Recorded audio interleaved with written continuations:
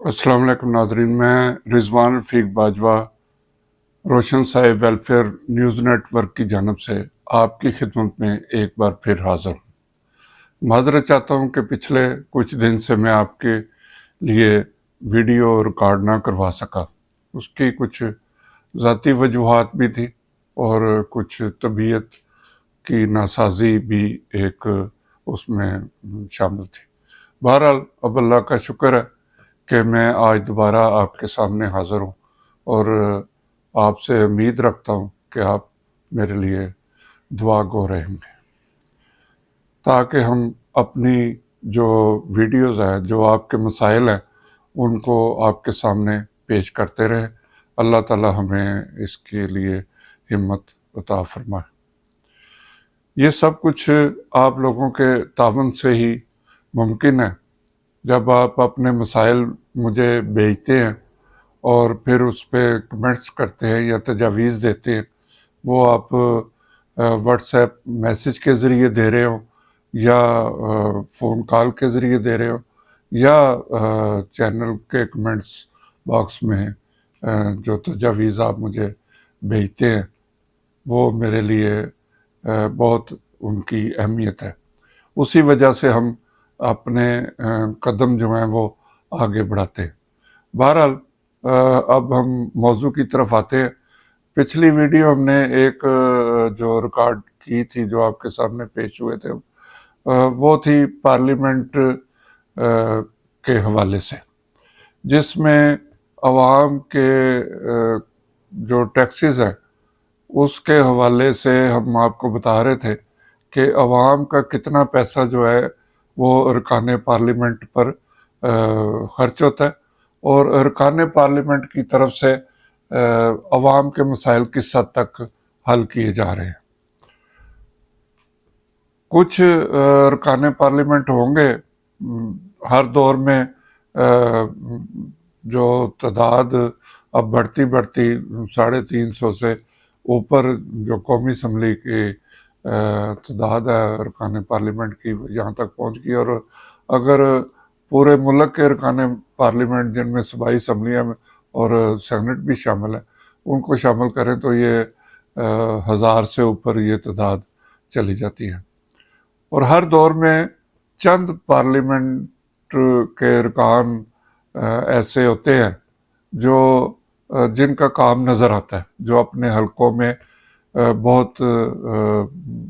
अवाम के मसाइल के लिए दर्द रखते हैं, उनके मसाइल के लिए हर वक्त मौजूद होते हैं। जबकि ज़्यादातर पार्लियामेंटेरियन जो है वो अगर पंजाब के हैं तो वो लाहौर में तशरीफ़ फरमा होते हैं, अगर इस्लामाबाद के हैं तो वो कौमी असम्बली के इजलास या उसके बाद भी वो अपने पार्लियामेंट लॉजेस में ही मौजूद होते हैं या वहाँ उन्होंने घर ले रखे हैं, जहाँ पे अगर किसी को मसला है तो वो दूर दराज इलाकों से लोग फिर वहाँ उनके पास पहुँचते हैं और कई दिन तक उनके इंतज़ार में बैठे रहते हैं कि मुलाकात हो, और फिर एक छोटी सी पर्ची लिख के उनको भेज दिया जाता है। जो बंदा 500-700 किलोमीटर का सफ़र तय करके इस्लामाबाद पहुंचता है और बड़ी मुश्किल से उससे मुलाकात होती है, वो सिर्फ एक पर्ची उसकी कीमत होती है। वो पर्ची लेकर फिर वापस जाता है और फिर आगे जो सरकारी अफसरान है वो ये भी मैं आपको बताता चलूँ कि अरकान पार्लियामेंट के साइन और उस स्याही का रंग जो है वो भी देखा जाता है। उन्होंने महसूस किया होता है कि अगर ये साइन और ये स्याही का रंग की पर्ची आपके पास आएगी तो आपने काम करना है, अगर नहीं आएगी तो फिर उसे बस टाल मटोल कर देना और कोई नई तारीख पे तारीख उसे देते जाना। बहरहाल ये मुख्तलिफ जो तरीके हैं, ये रवाज जो है वो सिर्फ अरकान पार्लियामेंट में नहीं, आप किसी सरकारी दफ्तर में भी जाएंगे, किसी सिफारिश से आप वहाँ किसी सेक्रेटरी के पास पहुँच गए तो वहाँ भी ये जो उसका कलम चलना है सेक्रेटरी साहब का, वो उसकी स्याही का रंग बताएगा कि आपका काम ہوگا کہ نہیں ہوگا۔ بہرحال ہم نے اس پہ جو گفتگو ہے وہ ارکان پارلیمنٹ پہ ہی ہم اس کو رکھتے ہیں۔ آپ نے دیکھا ہوگا کہ جب بھی اجلاس ہوتا ہے تو ایجنڈے کی ایک کاپیاں ارکان پارلیمنٹ میں تقسیم کی جاتی ہیں، اور اب یہ وتیرہ بن گیا کہ پڑھے بغیر وہ اپوزیشن کوئی بھی ہو، جو چاہے آج کی حکومت والے اپوزیشن میں ہو یا اپوزیشن والے حکومت میں ہو، اس کو پڑھے بغیر اپوزیشن نے جب احتجاج شروع کرنا ہے وہ ایجنڈے کی کاپیاں سب سے پہلے پڑھنی، پھر وہ ایک دوسرے پہ مارنا ان کو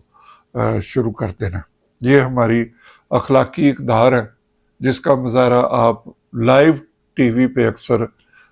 جو ہے وہ نشریات میں لائیو نشریات میں دیکھتے ہوں گے۔ اس کے بعد جو روزانہ ان پارلیمنٹ پر جو اخراجات آتے ہیں، مطلب یہ کہ جو اجلاس ہوتا ہے اس پہ جو روزانہ کروڑوں کے اخراجات آتے ہیں، اس کے فوکس ہمارا صرف اس بات پہ کہ وہ 1 کروڑ ہو یا 2 کروڑ ہو یا 4 کروڑ ہو، وہ خرچ کرنے میں بھی کوئی، ہم کہتے ہیں کوئی حرج نہیں، وہ ارکان پارلیمنٹ میں آنا ہے، ایک نظام چلنا ہے، چلو خرچ کرے، لیکن اس کے بدلے میں عوام کے مسائل کے حل ہو رہے ہیں۔ عوام کو ٹوٹی ہوئی سڑکیں مل رہی ہیں، عوام کو ملاوٹ زدہ کیمیکل والا دودھ مل رہا ہے، وہ چائے ہو، وہ دالیں ہوں، وہ کوئی آپ کھانے پینے والی چیز لے لیں، آپ کو وہ میسر نہیں ہے۔ یہاں تک کہ جو جان بچانے والی ادویات ہیں وہ بھی اصلی ہمارے ملک میں نہیں ملتی، اور ہوتا یہی ہے، کوئی فیکٹری پکڑی جاتی ہے، 2-4 دن بعد اس کی جو ہے وہ ضمانت اس کی لے لی جاتی ہے۔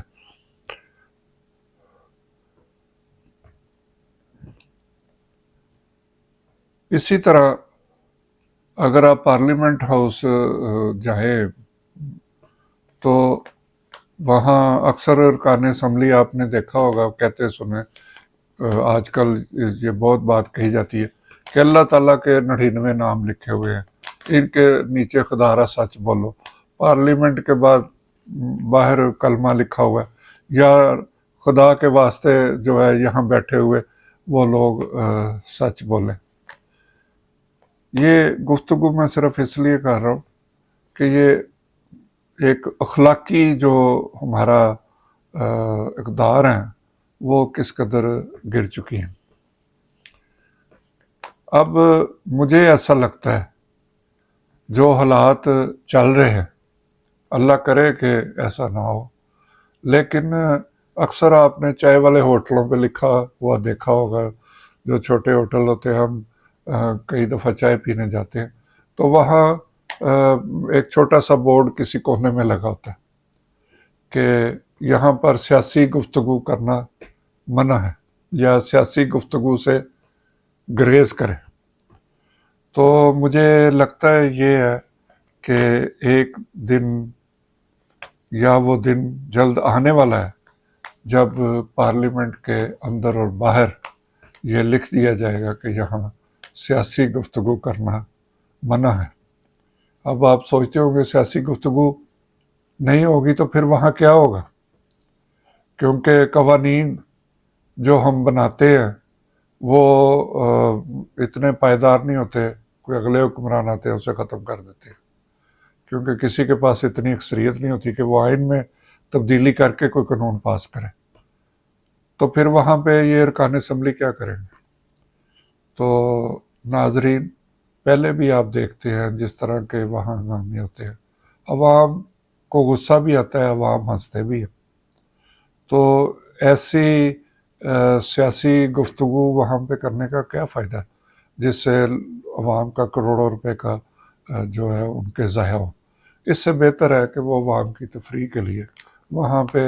ایک دوسرے کو جگتے ماریں، ایک دوسرے کو لطیفے سنائیں، تاکہ عوام کو کسی سٹیج ڈرامے تک جانے کے لیے، وہاں ہزاروں روپے کے ٹکٹ خریدنے کے لیے اپنی جیب سے پیسے نہ نکالنے پڑے، انہیں مفت میں ٹی وی پہ لائیو یہ سارا ماحول جو ہے مل جائے تو وہ وقت، بلکہ یہ لکھ دینا چاہیے کہ یہاں پہ سیاسی گفتگو کرنا منع ہے، بڑے الفاظ میں لکھا ہو پارلیمنٹ میں سیاسی گفتگو کرنا منع ہے، کیونکہ جب سیاسی طور پر کوئی حل ہی نہیں نکلنا کسی بات کا تو پھر وہاں یہ فضول سی گفتگویں کرنا، ایک دوسرے کو تانے مارنا، تم نے یہ کیا، تم نے وہ کیا، کوئی فائدہ نہیں۔ تو ہونا تو یہی چاہیے جو میں نے آپ سے عرض کیا۔ دوسرا یہ کہ ان ارکان پارلیمنٹ کی وہاں پہ تصاویر لگائی جائے جنہوں نے فنڈز لیے ہیں، کتنے فنڈز لیے ہیں، کہاں استعمال ہوئے ہیں، وہ ایک بڑی سکرین وہاں پہ لگا دی جائے جہاں پہ روزانہ کی بنیاد پر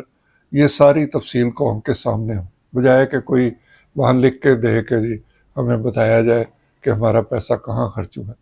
وہ ایک سکرین پہ بتایا جائے کہ یہ فلاں حلقہ،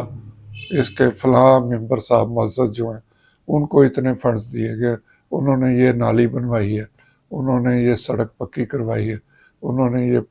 واٹر فلٹریشن پلانٹ جو ہے وہ لگایا، یہ ساری وہاں پہ آنی چاہیے۔ دوسرا یہ کہ جب سے ہم نے وہ سنبھالا ہر دور میں ایک نیا غردار پیدا ہو جاتا ہے جسے غردار قرار دے دیا جاتا ہے۔ جو حکمران پارٹی ہوتی ہے وہ کسی کو غردار قرار دے دیتی ہے، جب وہ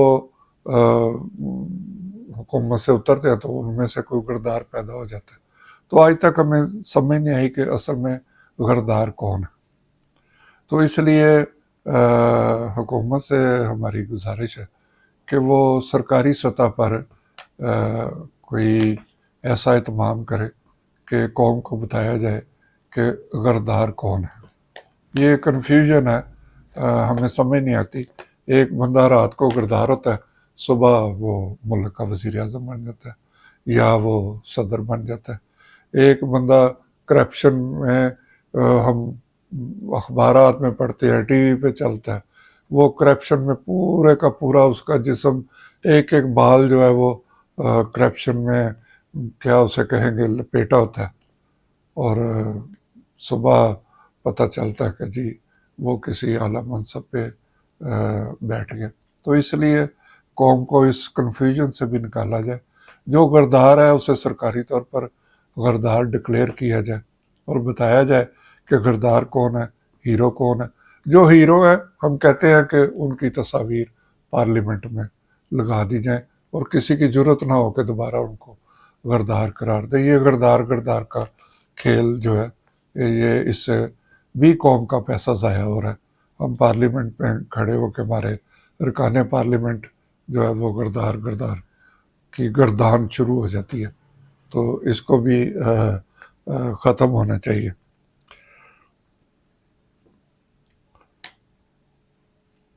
اسی طرح جو جتنا بھی ہمارا ٹیکس کا پیسہ ہے،